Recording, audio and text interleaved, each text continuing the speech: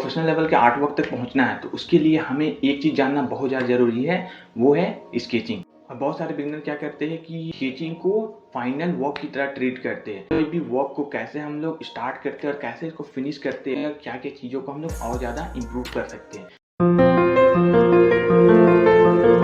तो हमें professional level के आर्ट वर्क तक पहुंचना है तो उसके लिए हमें एक चीज़ जानना बहुत ज़्यादा ज़रूरी है, वो है स्केचिंग।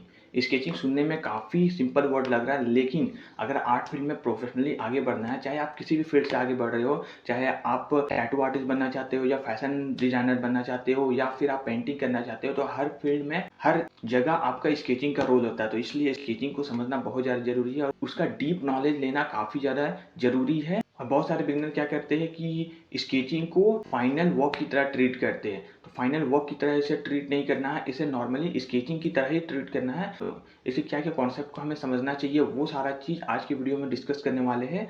और एक कोई भी वर्क को कैसे हम लोग स्टार्ट करते हैं और कैसे इसको फिनिश करते हैं, उन सारी चीज़ों के बारे में आज डीप में नॉलेज लेने वाले हैं। चलिए वीडियो को स्टार्ट करते हैं और देखते हैं कि हमें क्या क्या चीज़ों पे काम करना चाहिए और क्या क्या चीज़ों को हम लोग और ज़्यादा इंप्रूव कर सकते हैं। तो चलिए वीडियो को स्टार्ट करते हैं।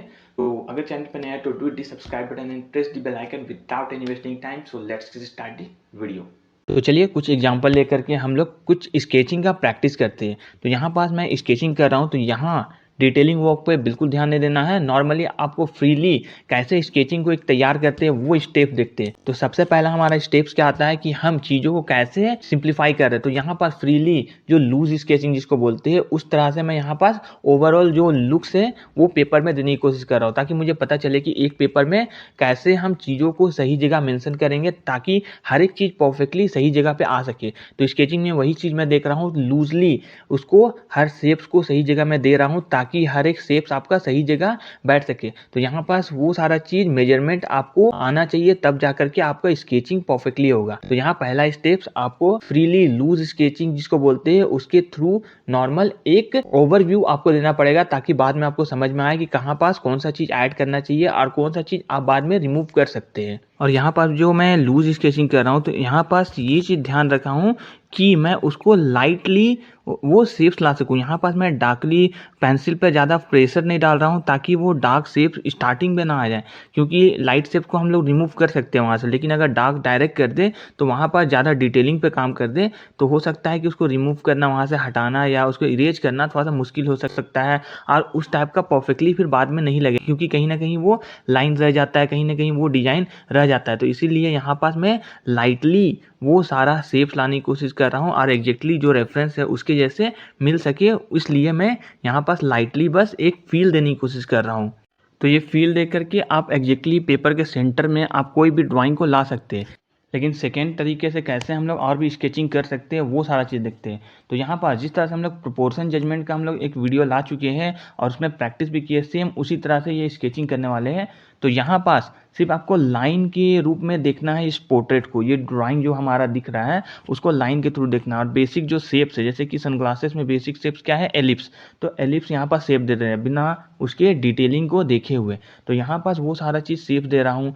हेड का पार्ट के लिए नॉर्मली लाइन का शेप दिया, वहाँ पास कोई कर्व का यूज़ नहीं किया। नोज़ के लिए भी नॉर्मल लाइन। और इसी तरह से जब आप ओवरऑल पूरा ड्राइंग बनाते हैं तो आपके लिए ये सारा चीज़ काफ़ी ज़्यादा ईजी होने लगता है।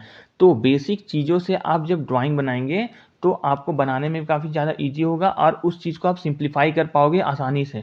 तो इसीलिए मैं बोलता हूँ आप सिंपल तरीके से स्केचिंग कीजिए। सिंपल तरीके से जब आप देखना सीखोगे तभी आप सिंपल तरीके से ड्राइंग बनाना भी सीखोगे। तो यहाँ पास वही सारा चीज़ आप ऑब्जर्व कीजिए, आप भी इस चीज़ को प्रैक्टिस कीजिए और जब डेली बेसिस पे कम से कम 5 स्केचिंग भी आप करोगे तो ऑटोमेटिक आपका जो स्केचिंग है काफ़ी हद तक सुधरने लगेगा। और ये जो टेक्निक मैं बता रहा हूँ इस टेक्निक का बिल्कुल यूज कीजिए, क्योंकि ये टेक्निक बहुत प्रोफेशनल लेवल के जो आर्टिस्ट है सेम इसी टेक्निक को यूज करते हैं प्रोपोर्शन के जरिए या लूज स्केचिंग के थ्रू, लूज मेथड जिसको बोलते हैं उसके थ्रू स्केचिंग करते हैं, जिससे उनका जो ऑब्जर्वेशन है काफ़ी हद तक इम्प्रूव होता है, देखने का नज़रिया काफ़ी हद तक इम्प्रूव होता है और चीज़ों को सिंप्लीफाई ईजिली कर पाते हैं। और यहाँ पास मैं एक की पॉइंट बताना चाहता हूँ कि जब भी आप स्केचिंग कर रहे हो या कोई भी ड्राइंग कर रहे हो तो आप उसके रिजल्ट के बारे में बिल्कुल मत सोचिए कि क्या बनने वाला है, कैसा बनने वाला है। इस चीज़ के बारे में जब आप सोचोगे तो आपका ड्राइंग कभी भी परफेक्टली नहीं बनेगा।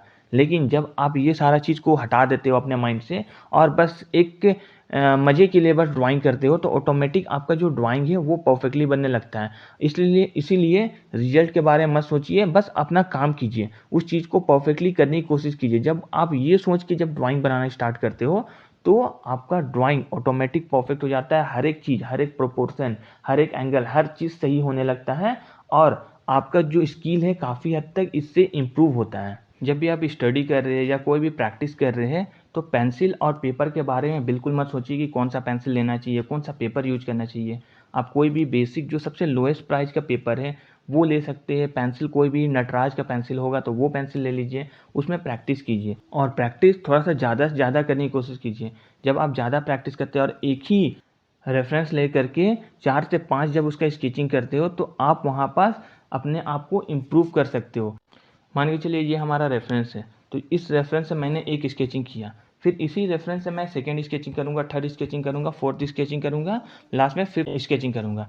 तो आप बाद में जब सारे पेपर को बाद में निकाल कर देखोगे, तो आपको कहीं ना कहीं फर्स्ट स्केचिंग से ज़्यादा बेटर सेकंड स्केचिंग लगने वाला है, सेकेंड स्केचिंग से बेटर थर्ड स्केचिंग लगने वाला है। क्यों? क्योंकि आप इस एक ही स्केचिंग को जब बार बार बनाते हो, तो आप वहाँ पर चीज़ों को ऑब्जर्व कर रहे होते हैं, रेफरेंस को बार बार देख रहे होते हैं कि कहाँ पास कौन सा लाइन जा रहा है, कैसे कर्व जा रहा, कैसे शेप से रेफरेंस का, वो सारा चीज़ आप ऑब्जर्व कर रहे हो और अपने माइंड में वो सारा चीज़ डाल रहे हो। तब जा करके आपका जो फिफ्थ स्केचिंग है बाकी 4 से बेटर बनने वाला है। तो इसीलिए ज़्यादा से ज़्यादा जब आप स्केचिंग करोगे, तो आपका जो स्किल है काफ़ी हद तक इम्प्रूव होने लगता है। और ये सारा जो मैं पॉइंट बता रहा हूँ, इसको नोट ज़रूर कीजिएगा और ये सारा चीज़ हमेशा माइंड में रखिएगा। और इस चीज़ को जब आप माइंड में रख के स्केचिंग करते हो ज़्यादा से ज़्यादा, तो ऑटोमेटिक आपका स्किल डेवलप होता है, आपका स्केचिंग काफ़ी हद तक इम्प्रूव होता है। तो देखिए यहाँ पर जो मैं स्केचिंग था बेसिक लाइन से स्टार्ट किया था और ये देखते देखते लगभग एग्जैक्टली उसके जैसे मिलने लगा। हो सकता है बहुत सारा चीज़ परफेक्टली नहीं बना हो, पर ये नॉर्मली स्केचिंग है, रफली है, तो यहाँ पर डिटेलिंग पे ध्यान नहीं देना है कि कौन सा शेप सही गया है या नहीं गया है। बेसिक बस वो फील देना है कि उस तरह का एग्जैक्टली हल्का फुल्का भी दिख रहा है या नहीं दिख रहा है। 80% भी मिल गया आपका तो काफी है। फिर नेक्स्ट पेज पे चाहिए, नेक्स्ट एग्जाम्पल लीजिए और उसको प्रैक्टिस कीजिए। तो यहाँ पर थोड़ा सा हेड का पार्ट थोड़ा सा ब्रॉड होना चाहिए, लेकिन वो सारा चीज नहीं हुआ है। जो शेप्स है, डार्कनेस, लाइटनेस, वो बाद में आपको ऐड करना हो तो वो सारा चीज बात का काम है। लेकिन जो फील है वो आ रहा है कि नहीं, वो मैन थोड़ा सा नीचे देख रहा है, साइड की ओर है, तो वो सारा चीज यहाँ पर फील लाना, वो सारा चीज आ चुका है। तो चलिए ये स्केचिंग तो लगभग हमारा डन है। तो अब चलते हैं हम लोग सेकेंड एग्जाम्पल की ओर। तो ये भी जो मैं स्केचिंग करने वाला हूँ इसको ध्यान से देखिएगा। तो यहाँ पास भी मैं सेम उसी टेक्निक का यूज करने वाला हूँ। आप यहाँ पास लूज स्केचिंग के थ्रू भी कर सकते हैं, लेकिन यहाँ पास मेरे से जो परफेक्टली हो पाता है तो मैं वही करता हूँ। तो हर कोई का अलग अलग टेक्निक होता है स्केचिंग करने का। कोई रफली टाइप का स्केचिंग करते हैं, कोई बहुत डिटेलिंग टाइप का स्केचिंग करते हैं, कुछ कुछ का स्केचिंग करने का बहुत अलग तरीका होता है। तो यहाँ पास मैं प्रोपोर्शन के जरिए, यहाँ पास प्रोपोर्शन जजमेंट मैं किस तरह से करता था, उसके लिए मैं वीडियो भी ला चुका हूँ। तो उसी टेक्निक का यूज करके यहाँ पास मैं स्केचिंग कर रहा हूँ। तो ये टेक्निक भी आप यूज कर सकते हैं, इससे आप चीज़ों को सिंप्लीफाई करना सीखते हो। तो इसीलिए, लेकिन जब आप इस टेक्निक का यूज करके स्केचिंग करते हो तो आपको आई ट्रेन करना बहुत ज़्यादा ज़रूरी है। सबसे पहला तो आई ट्रेनिंग किस तरह से करें, आई को ट्रेन किस तरह से करें, उसके लिए भी मैं वीडियो ला चुका हूँ। तो वो वीडियो पहले जा करके देखिएगा ज़रूर कि कैसे अपने आई को ट्रेन करते हैं, हम चीज़ों को कैसे देख सकते हैं, कैसे उसको पेपर पे उतारेंगे, कैसे हम एंगल डिसाइड करेंगे, वो सारा चीज़ मैं वो वीडियो पे बता चुका हूँ। तो वो सारा चीज़ आप ज़रूर देखिएगा और समझिएगा, तब आपको ये वीडियो काफ़ी समझ में आने वाला है और आपके लिए ड्राइंग बनाना काफ़ी ज़्यादा ईजी हो जाता है, स्केचिंग बनाना काफ़ी ज़्यादा ईजी हो जाता है। तो इसीलिए सबसे पहले अपने आई को ट्रेन कीजिए, आउटडोर जाइए, चीज़ों को देखिए, चीज़ों को आँख से ही ड्राइंग कीजिए। जब आप ये सारा चीज़ करते हो ना, तो आप पेपर पे भी वो सारा चीज़ उतार सकते हो। तो इसीलिए अपने आई को ट्रेन करना काफ़ी ज़्यादा ज़रूरी है स्केचिंग के लिए, कोई भी ड्राइंग बनाने के लिए। तब जा कर के आप डिटेलिंग पे जा पाओगे।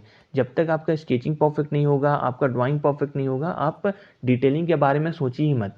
क्योंकि आपका जब भी डिटेलिंग अगर डाल भी देते हो, तो जब तक आपका स्केचिंग परफेक्ट नहीं होगा, तो फिर आपका डिटेलिंग का कोई वहाँ मायने ही नहीं रह जाता। इसीलिए सबसे पहले अपने स्केचिंग पे ध्यान दीजिए। कितने भी बड़े मास्टर हैं, आप उससे बात कीजिए, वो एक ही चीज़ रिकमेंड करेंगे, पहले स्केचिंग को सुधारिए।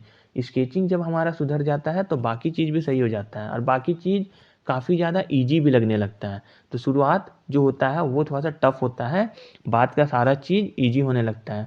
आपके लिए एक्रेलिक कुछ नहीं है, एक्रेलिक ऑयल पेंटिंग कुछ भी नहीं है, वो सारा चीज़ ईजी होने वाला है जब आपका स्केचिंग परफेक्ट होगा। और स्केचिंग थोड़ा सा टफ होगा स्टार्टिंग में, और पोर्ट्रेट में काफ़ी ज़्यादा टफ होने वाला है। बाकी चीज़ हो सकता है आप बना लो सारा चीज़। तो स्टार्टिंग भी कीजिए तो आप बेसिक चीज़ों से कीजिए, बेसिक शेप से कीजिए। घर में कुछ प्रोडक्ट है वो सारा चीज़ निकालिए सामने रख करके, उसको स्केचिंग कीजिए, तब जा करके आप पोर्ट्रेट में जाइए। तो पोर्ट्रेट बात का सीन है, क्योंकि पोर्ट्रेट थोड़ा सा टफ चीज़ें हो जाता है, क्योंकि उसमें बहुत सारी चीज़ों को ध्यान में रखना पड़ता है। आइज़ नोज़ माउथ, उसका डिस्टेंस कितना है, उसका एंगल क्या है, उसका शेप्स क्या है, वो सारा चीज़ यहाँ पर ध्यान रखना पड़ता है, तब जा करके हमारा जो स्केचिंग है वो परफेक्ट बनता है। तो इसीलिए पहले बेसिक एक एक चीज़ों से आप स्टार्ट करोगे तो आपके लिए ईजी हो जाता है बाकी चीज़ बनाना। तो यहाँ पास भी जैसे पोर्ट्रेट बनाते हैं तो पहले आई से स्टार्ट कीजिए। एक आइज़ बना के देखिए कि आपका परफेक्टली बन रहा कि नहीं, नोज़ बनाइए परफेक्टली बन रहा कि नहीं, और उसको बार बार कीजिए। जब वो सारा चीज़ परफेक्ट होता है तब जा करके पूरे जो फेस है शेप्स उसमें आइए, कि फेस का शेप्स आप ला रहे हैं कि नहीं परफेक्टली।